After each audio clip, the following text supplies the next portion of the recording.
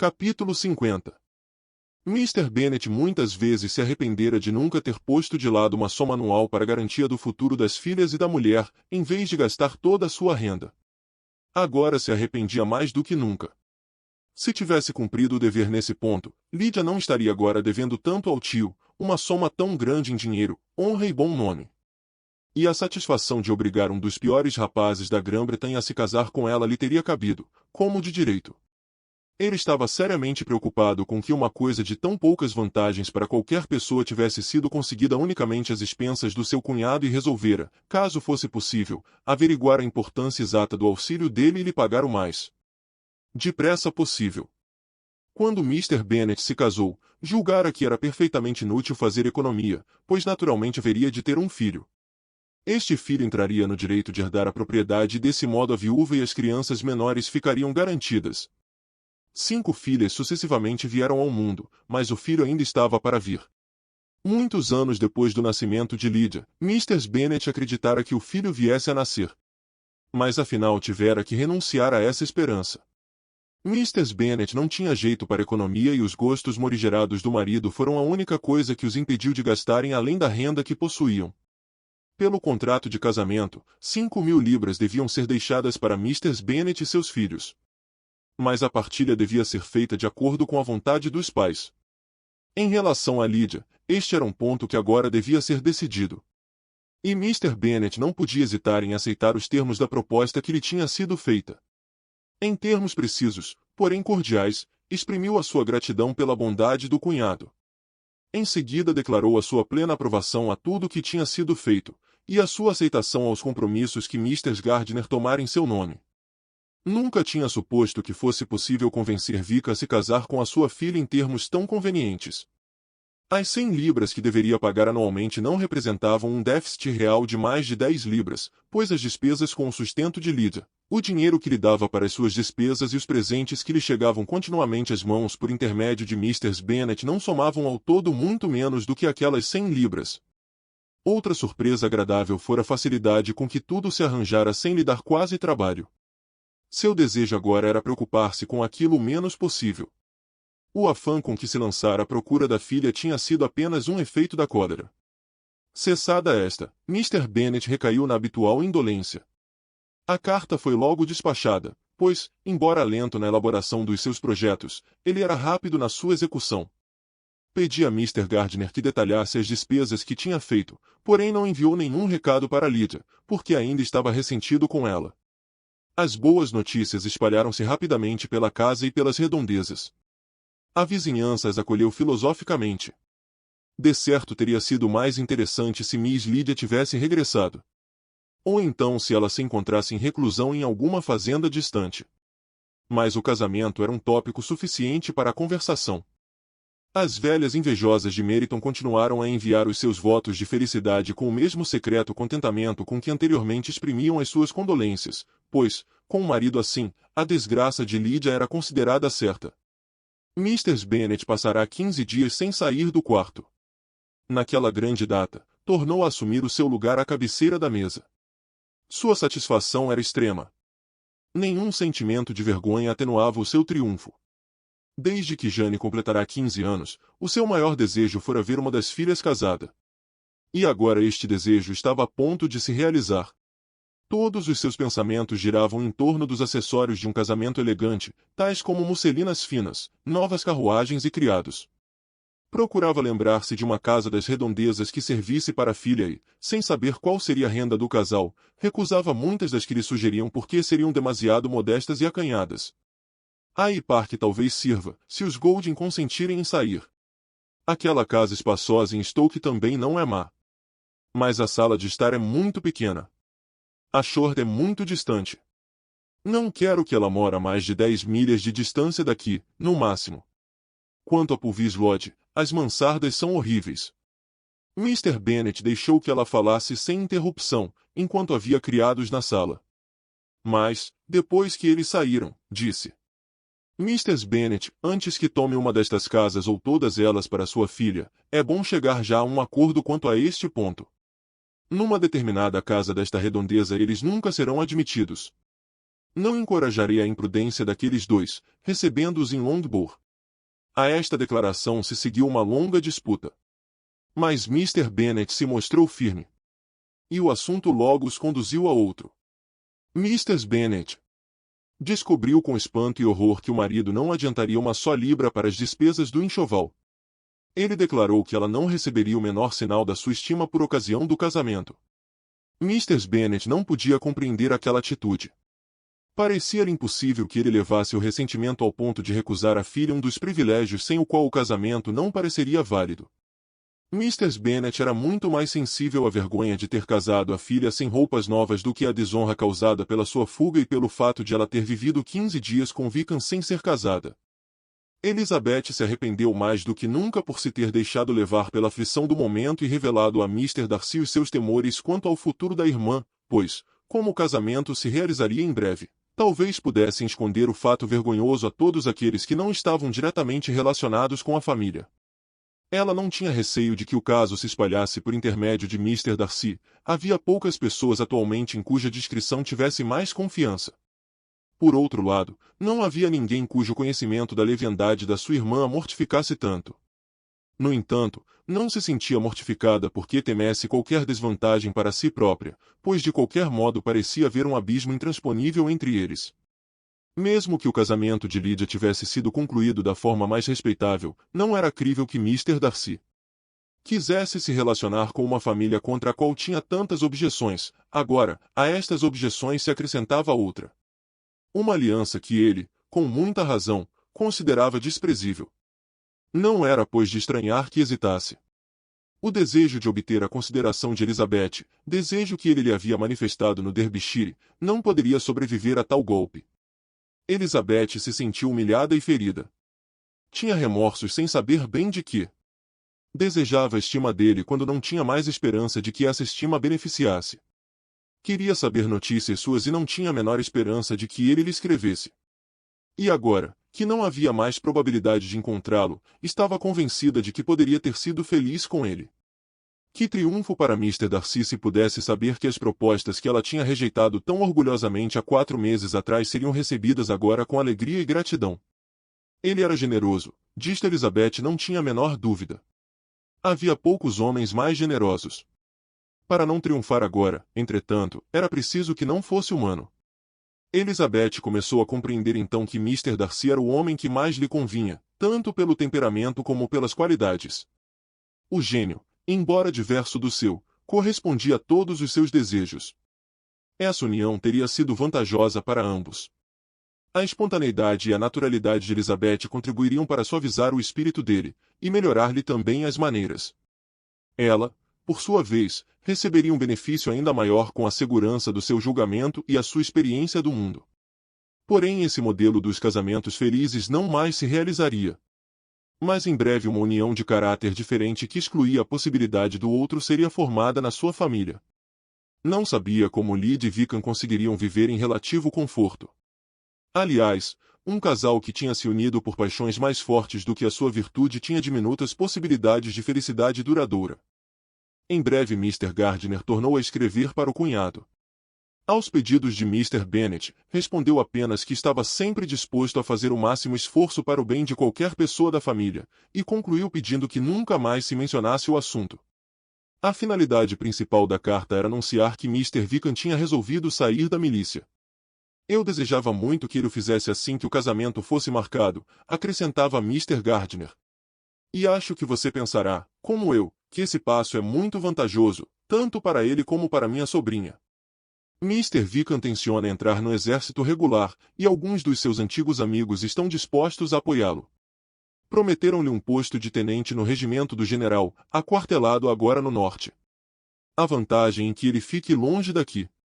Promete alguma coisa e espero que, entre pessoas estranhas, onde poderão fazer nova reputação, ambos se mostrarão mais prudentes. Escrevi para o Coronel Forster, a fim de informá-lo da nossa atual situação e pedindo que tranquilize os vários credores de Mr. Wickham em Brighton e redondezas, com promessas de rápido pagamento, pois assumi o compromisso de pagá-las. Peço que faça o mesmo com os seus credores em Meryton, dos quais lhe envio a lista, de acordo com as informações de Mr. Wickham. Ele confessou todas as suas dívidas. Espero ao menos que não nos tenha enganado. A Geston já recebeu as nossas instruções e tudo ficará pronto dentro de uma semana. Eles partirão em seguida para a sede do regimento, a não ser que você os convide primeiro a ir a Longbourn. Mrs. Gardner me disse que minha sobrinha está muito desejosa de vê-los a todos, antes de partir para o norte. Ela está bem e pede que eu lhe transmita os seus respeitos, bem como a Mrs. Bennet. Seu, etc. E Gardner. Mr. Bennet e as filhas compreenderam logo as vantagens da saída de Mr. Wickham do regimento da milícia, não menos claramente do que Mr. Gardner. Mas Mrs. Bennet de modo algum ficou tão satisfeita. Lydia ia morar no norte, exatamente quando teria maior prazer e orgulho na sua companhia, pois ela não tinha absolutamente desistido do seu plano de instalar a filha no Hertfordshire. Seu desapontamento foi grande. Além disso, era uma pena que Lydia fosse afastada de um lugar onde ela tinha tantas relações. Lydia gostava tanto de Mr. Forster, disse ela. E uma pena mandá-la embora. E além disso, há muitos rapazes lá que ela aprecia. Os oficiais do regimento do general podem não ser tão amáveis. A insinuação de Mr. Gardner podia ser tomada como um pedido formal para Lydia tornar a ser admitida entre os seus antes da sua partida para o norte. A princípio Mr. Bennet recusou terminantemente este pedido. Mas Jane e Elizabeth, que eram da mesma opinião, desejavam ambas, para bem da irmã, que ela recebesse o apoio dos pais. Pediram-lhe de um modo tão insistente, e ao mesmo tempo com tanta doçura, que os recebesse em Longbourn assim que estivessem casados, que conseguiram demover o pai da intenção primitiva. E Mrs. Bennet teve a satisfação de saber que ela poderia exibir nas redondezas a filha casada, antes de ela ser banida para o norte. Quando Mr. Bennet tornou a escrever para o cunhado, transmitiu afinal a sua permissão. Elizabeth, entretanto, ficou surpreendida por Wickham ter concordado com este plano. E, se ela tivesse consultado apenas as suas preferências, um encontro com ele seria a última coisa no mundo que ela própria desejaria. Capítulo 51. Afinal, o dia do casamento chegou. Jane e Elizabeth ficaram mais comovidas do que a própria Lydia. A carruagem foi enviada ao encontro dos noivos, que eram esperados à hora do jantar.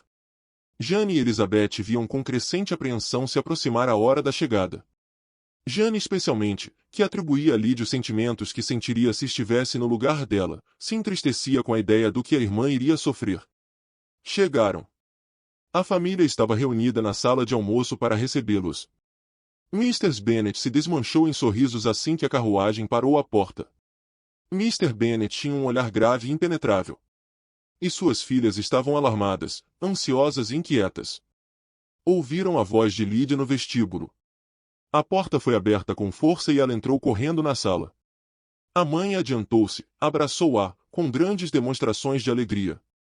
Sorrindo afetuosamente, ela estendeu a mão para Wickham, desejando felicidade a ambos com uma alacridade que demonstrava bem que ela não duvidava nem um minuto da realização do seu desejo. Mr. Bennet os recebeu muito menos cordialmente. Seu rosto se tornou ainda mais grave e ele mal abriu a boca.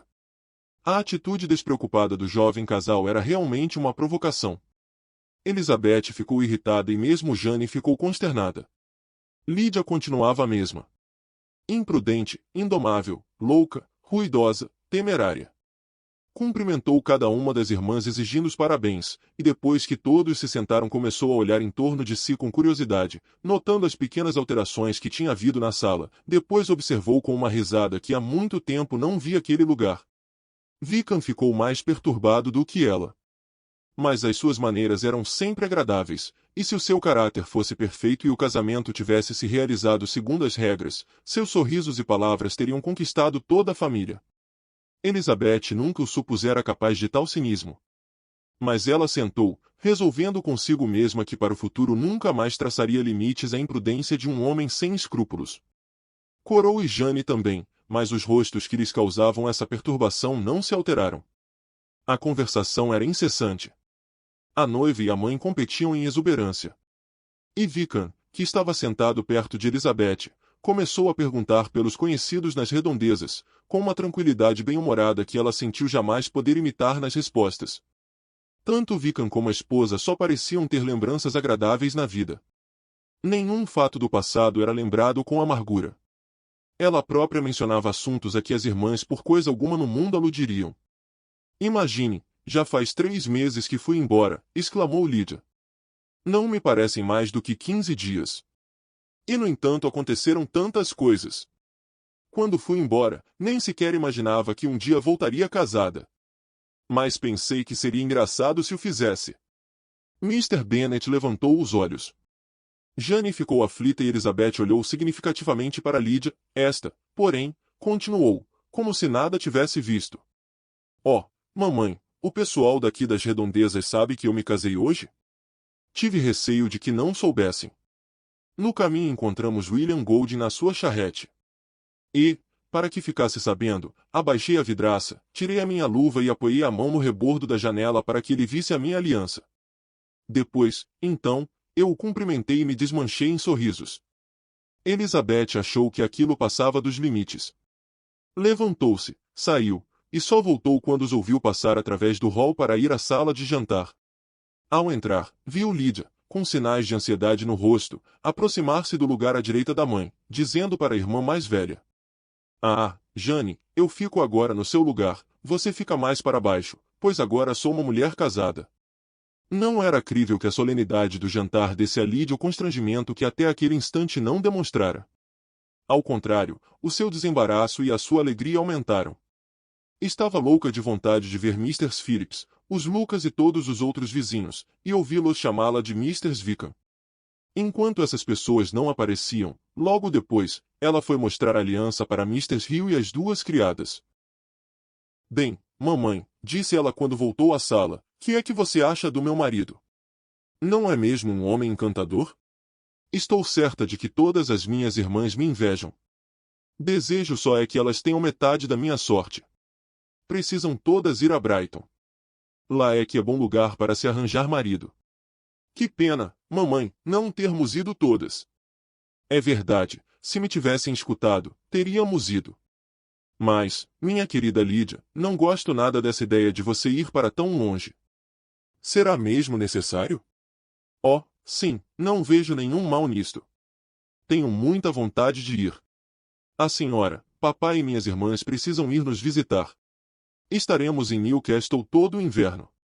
Vai haver muitos bailes e eu arranjarei bons pares para todas as que forem. Eu bem que gostaria de ir, disse Mr. Bennet. E depois, quando regressar, poderão deixar comigo uma ou duas das minhas irmãs. Garanto que arranjarei maridos para elas antes do fim do inverno. Agradeço pela parte que me toca, disse Elizabeth. Mas não aprecio muito a sua maneira de arranjar maridos. Os visitantes não poderiam demorar mais de 10 dias. Mr. Wickham tinha sido nomeado antes de sair de Londres e haviam-lhe concedido apenas 15 dias para se reunir ao regimento. A não ser Mr. Bennet, ninguém mais lamentou que eles demorassem tão pouco. Mr. Bennet aproveitou o tempo da melhor forma possível, fazendo visitas com a filha e recebendo frequentemente. Essas reuniões foram agradáveis para todos. Escapar ao círculo da família era mais agradável para os que pensavam do que para aqueles que não o faziam. A afeição de Wickham por Lídia era exatamente como Elizabeth tinha esperado, inferior à que Lídia tinha por ele. Mesmo se não tivesse tido oportunidade de observá-los, chegaria à conclusão lógica de que a fuga tinha sido devido mais à paixão dela do que ao interesse dele. E, se não fosse a certeza de que ele tinha fugido porque a sua situação no lugar era insuportável, Elizabeth se surpreenderia pelo fato de Wickham ter raptado a sua irmã sem possuir uma paixão violenta. Sendo este o caso, ele não resistiria à oportunidade de ter uma companheira para a viagem. Lídia gostava imensamente de Wickham. Ele continuava a ser o seu querido Wickham. Ninguém podia competir com ele no seu coração. Fazia as coisas, segundo ela, melhor do que todo mundo. Certa manhã, pouco depois da sua chegada, estando sentada com as duas irmãs mais velhas, Lídia disse para Elizabeth: Lizzie, creio que nunca lhe contei como foi o meu casamento. Você não estava presente quando descrevi tudo para a mamãe e as outras. Não está curiosa por saber como tudo isto se passou? Não, para falar a verdade, replicou Elizabeth, penso que quanto menos se falar neste assunto, melhor. Ora, você é tão esquisita. Mas vou contar como aconteceu tudo. Nós nos casamos na igreja de São Clemente, porque a residência de Wickham era naquela paróquia. Combinamos nos encontrar lá às 11 horas. Meus tios e eu devíamos ir juntos. E os outros nos encontrariam na igreja. Bem, chegou segunda-feira de manhã, e eu estava numa aflição que você nem imagina. Tinha medo de que acontecesse alguma coisa e que a gente tivesse de adiar o casamento. Eu teria ficado desesperada. Enquanto me vestia, minha tia continuou falando todo o tempo, tal qual se estivesse fazendo um sermão. Mal entendi uma palavra, pois como você deve supor estava pensando no meu querido Vican. Estava doida para saber se ele ia se casar com o casaco azul. Bem, almoçamos às 10, como de costume. Pensei que o almoço nunca mais ia acabar. Entre parênteses, meu tio e minha tia foram horrivelmente severos comigo durante todo o tempo que estive lá. Imagine que não me deixaram botar os pés fora de casa nem uma só vez, durante os 15 dias que passei em casa deles. Nenhuma festa, nenhuma reunião, nada. Naturalmente Londres estava bastante deserta. Mas o pequeno teatro estava aberto. Bem, na hora em que a carruagem parou à porta, meu tio foi chamado a negócios por um sujeito horrível chamado Mr. Stone. E você sabe que, quando ele começa a falar em negócios, não acaba mais. Eu estava tão assustada que não sabia o que fazer, pois era meu tio quem me serviria de padrinho. E se a gente perdesse a hora teria que deixar o casamento para o dia seguinte. Mas, felizmente, ele tornou a voltar dentro de 10 minutos, e então saímos todos. Mas depois me lembrei de que, mesmo se ele fosse impedido de ir, o casamento poderia se ter realizado, porque Mr. Darcy o poderia ter substituído. Mr. Darcy? Repetiu Elizabeth, com imenso espanto. Sim, ele tinha ficado de vir com Vican. Mas que é que eu estou dizendo? Eu me esqueci. Não devia ter dito nada. Prometi que não diria. Que é que Vican vai dizer? Era segredo. Se era segredo, disse Jane, então não diga mais nada. Pode ficar certa de que não faremos outras indagações. De certo, disse Elizabeth, ardendo de curiosidade. Underline nada perguntaremos a você. Obrigada, disse Lydia, pois se vocês perguntassem, eu certamente diria tudo. E depois Vican ficaria muito zangado comigo. Para resistir àquele encorajamento, Elizabeth foi obrigada a fugir. Mas era impossível viver na ignorância daquele detalhe. Ou pelo menos era impossível não tentar se informar. Mr. Darcy assistira ao casamento da sua irmã. Não poderia ver no mundo cena menos capaz de atrair o seu interesse. As conjecturas mais loucas atravessaram o seu espírito, sem que nenhuma a satisfizesse.